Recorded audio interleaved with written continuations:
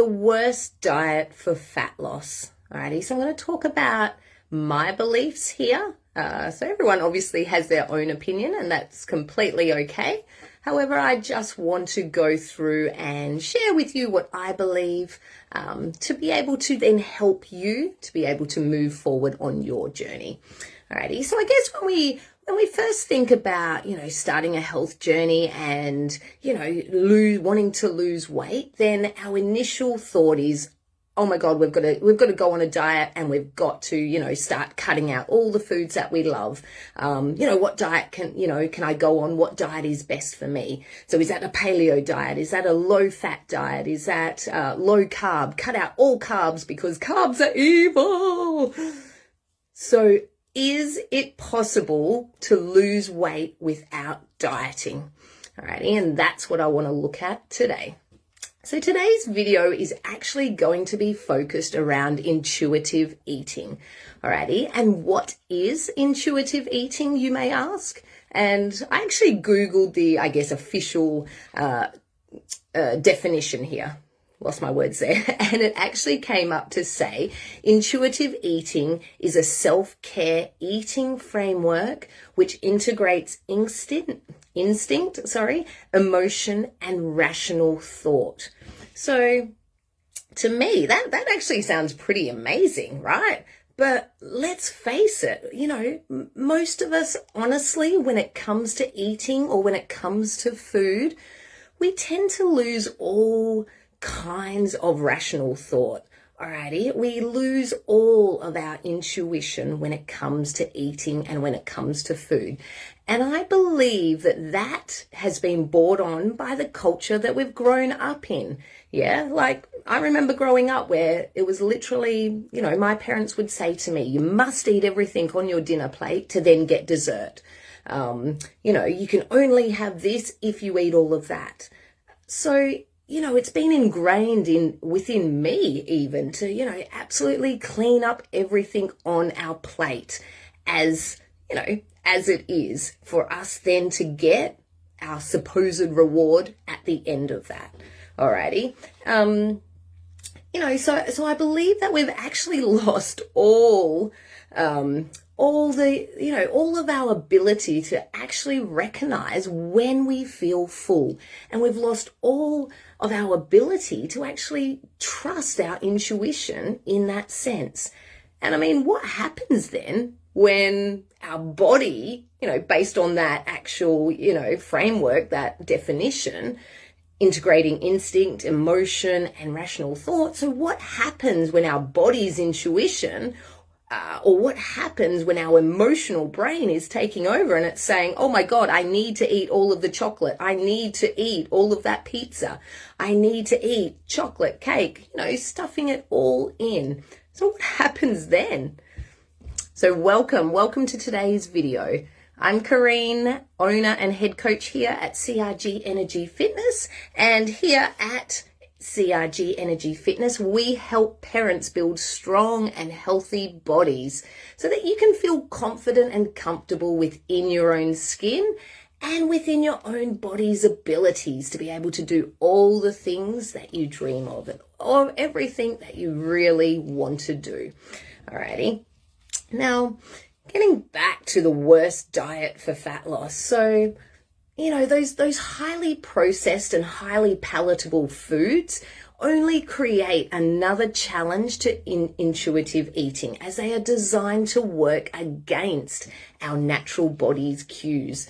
Alrighty, and you could say, well, you shouldn't be eating all of those highly processed foods anyway. And I mean, yes, to a degree, I absolutely agree on an overall health perspective. However, I believe the reality is that we all eat and we all enjoy and we all want to eat processed foods. Alrighty, and for me or anyone to actually tell you that you shouldn't be eating a certain type of food is impractical. It's just not realistic, and I believe it creates restriction. And you know what I say to restriction? Fingers up. Because I love a crunchy on the outside cookie and gooey on the inside. I myself, I have a sweet tooth. I love eating sweets. I actually enjoy, the mental feeling that it gives me when I am eating those foods, and I'm one as well. When I'm going to, let's say, a birthday, I actually have a rule, and I've created this rule for myself. When I go to a birthday, I never say no to birthday cake. Alrighty. So if someone's offering me some birthday cake, I am saying yes. Alrighty. I then, so within that rule, I am also not then eating everything in sight at that party, but I have made the exception for myself to enjoy the celebration with that person that I'm there with, usually someone very special to me, to actually share that celebration of the birthday by eating some birthday cake. And I'm okay with that because I have included that into my overall healthy nutrition plan. Alrighty. So I believe when it comes to processed foods, yes, absolutely. We need to reduce our intake, and it shouldn't be, a food group, if you want to say that is actually eaten every single day and with every single meal. No, I don't believe that whatsoever. However, I don't believe that we should not consume them whatsoever, and I do not believe that we should restrict them from our everyday diets. So I believe that actually, being able to then understand how we can input them or how we can integrate them into our everyday or our weekly, nutritional plan, and therefore our overall long-term eating style, that I believe is where our power lies. So if you're on, guys, thank you so much. I've got a few viewers here. Hello, welcome, thank you. I hope you're having an amazing morning. So when it comes to then intuitive eating, I believe the concept and the whole idea around it is a good one, and it certainly has a specific purpose, alrighty, a purpose and design. However, I believe when it comes to actually having that as your main, diet, so to speak, when it comes to weight loss, there, I believe it is a recipe for disaster. Alrighty, because I believe it then ultimately leads to frustration. And then it doesn't actually lead to the results that we want. So we feel, we get stuck in then that vicious cycle, that frustration. Why aren't we getting results when we should be getting results? Because I am eating healthily, I'm listening to my body. But as I said, coming back to when your body decides, or your mind, should I say, I think more so, decides that it needs to eat all of the sweets, all of the cakes, all of the pies, all of the pastries, all of those highly processed and palatable foods, then no, you are not going to lose weight by solely having a diet around those types of foods. Alrighty. Because as I said, your body wants to eat those type of foods. Okay, so that's why I wanted to make this video, and I want to be able to share with you 3 tips on not to only lose weight, so not to only help you to lose weight, but actually help you to learn how to keep it off by relearning how to listen to our body and actually learning the proper portions and the dietary practices so that you can then eat according to your lifestyle and your needs and your goals as they change over time, because they're going to change. Our goals change, our needs change, our situation, our environment changes all of the time. Alrighty, so we cannot, it's impossible to be able to stay on one particular or certain diet for an extended time. Alrighty, we need to have that balance. Alrighty.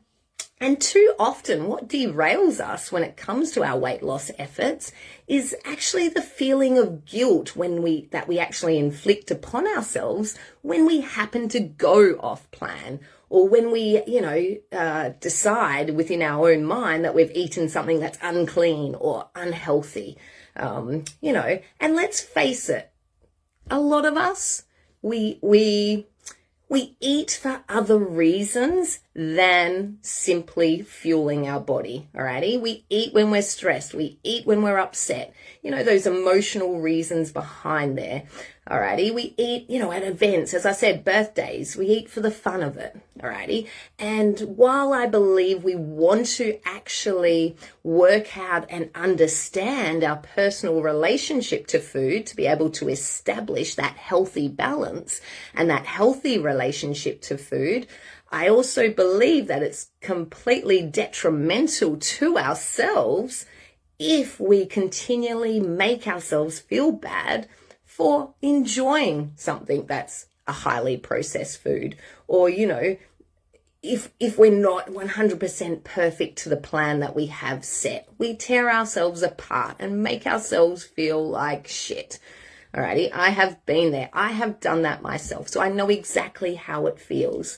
So it's time. You are ready to step back, actually assess your lifestyle and where you're at, and make the choices based on what is best for you, based on where you want to go with your goals and the results that you want to achieve, to then actually stop the self-sabotage around, the indulgence or the occasional piece of cake, biscuit here or there. Alrighty. So if it's a case of that it's happening, continually and for every single meal, then there's some underlying issues there that we then need to identify and look at. But in this purpose, just right here, right now, I'm talking about when we're having, that slice of cake at a birthday party, or we've, gone out for a coffee and we've had, a biscuit with that. It's something that doesn't happen all of the time. So it's that guilt that we lay on ourselves. It's like getting, here's an analogy for you that you'd really be able to understand. It's like getting a flat tire on your car. Alrighty, and instead of just changing that tire, changing it over with the spare, we go along and we slash every other tire. So 3 other tires, because we're feeling the way that we're then feeling. And that ultimately is going to hold us back and not allow us to move forward. Alrighty, so the reality is, there's going to be times when we eat foods that aren't the best for our health.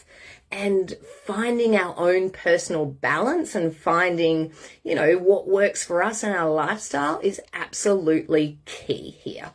Alrighty, because ultimately what we need to do is be able to find something that we can stick to consistently over a long period of time, and something that is sustainable for us.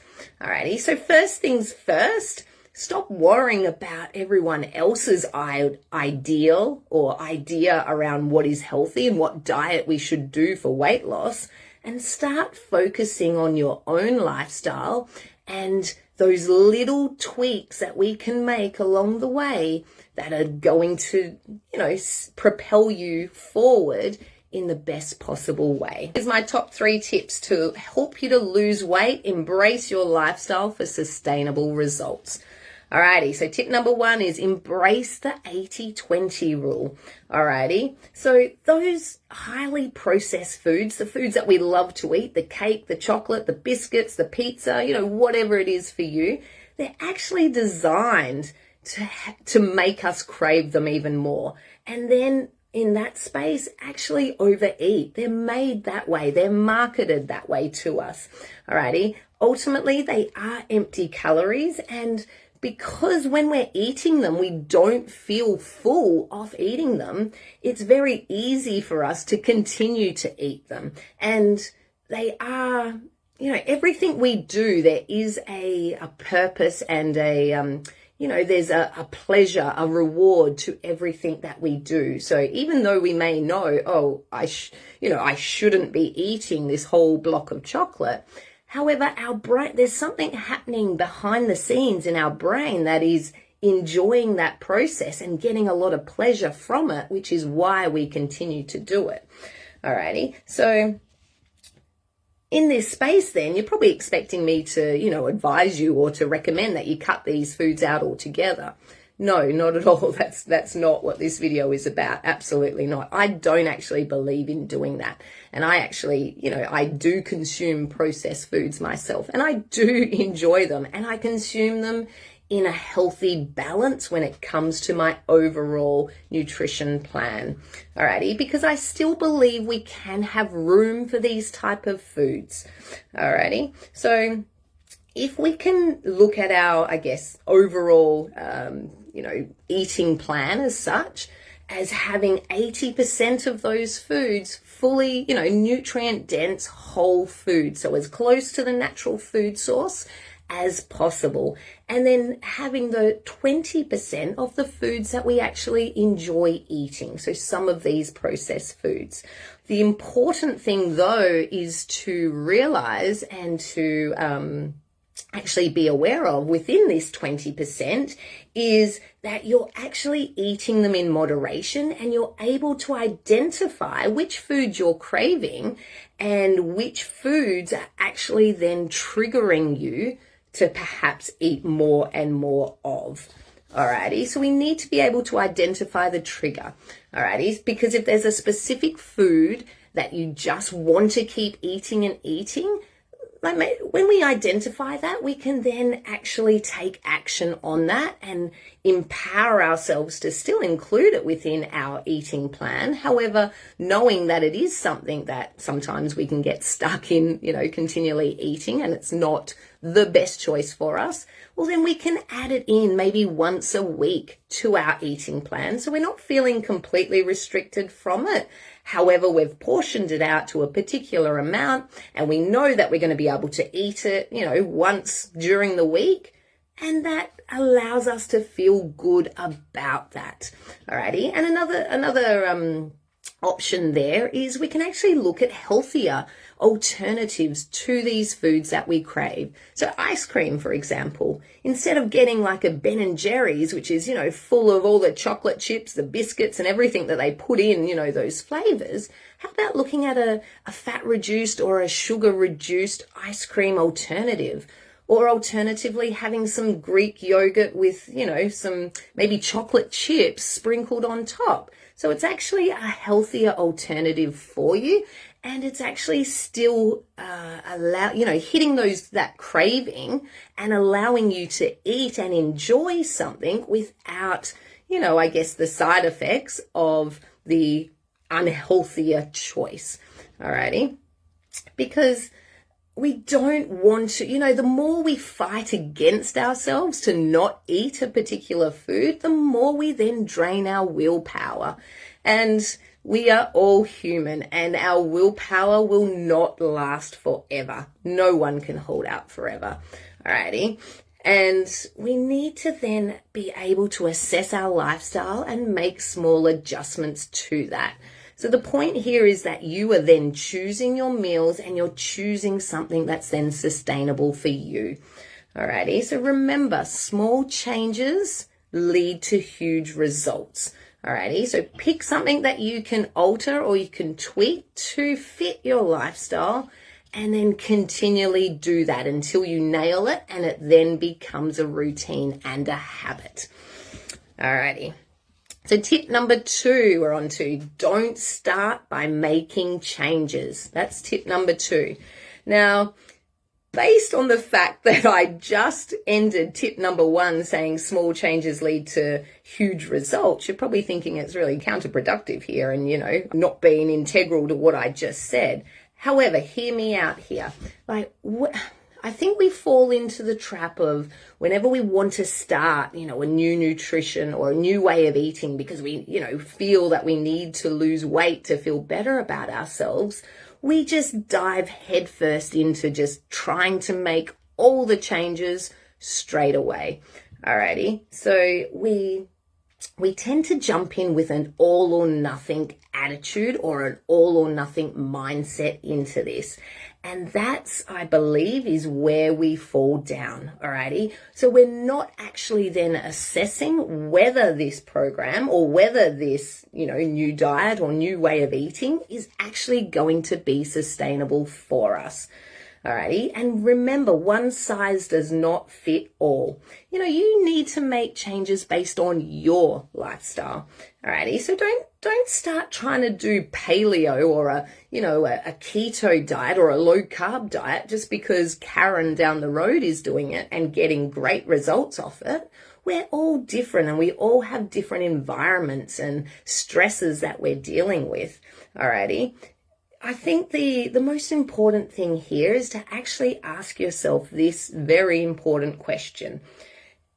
Is this way of eating something that I can stick to and I will still be doing in 6 months' time?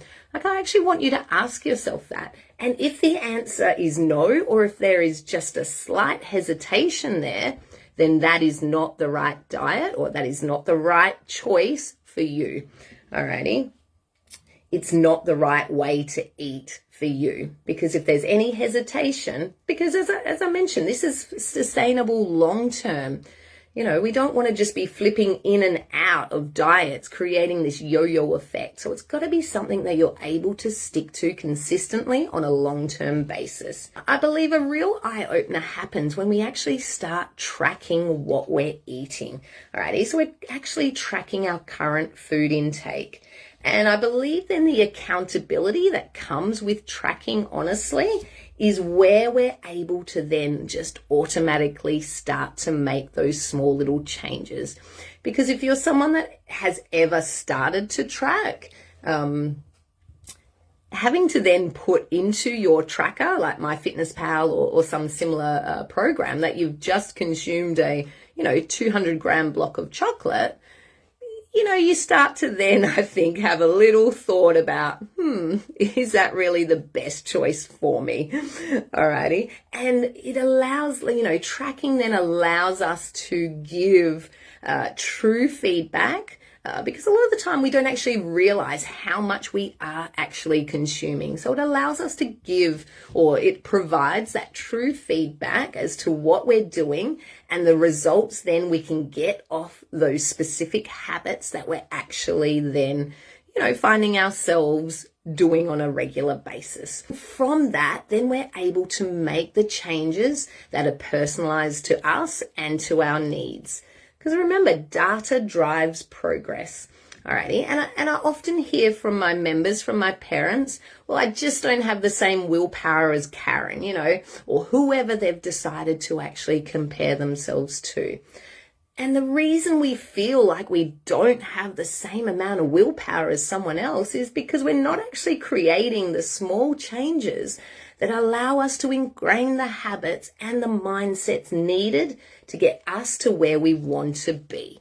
Alrighty, we too often cut out the foods that we love, then we feel deprived. Alrighty, and then we're trying to make all these, because we're feeling deprived and we're not seeing results, so we add in another change, and it just becomes a really vicious cycle that becomes really overwhelming, and we feel like we're sinking and we just can't, keep afloat. We can't keep our head afloat.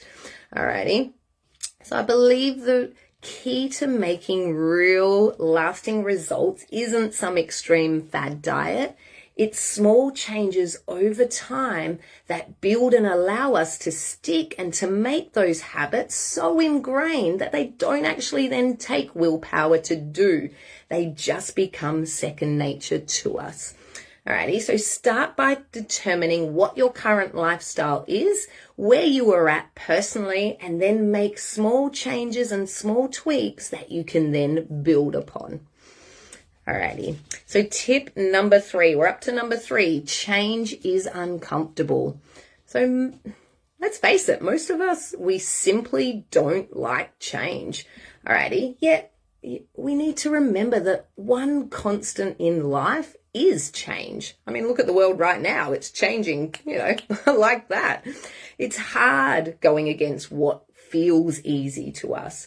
And even if we know, even if we consciously know that the change is going to be, and, better for us and it's going to serve us, if we're still stuck in a certain pattern, it's very hard to try to change that.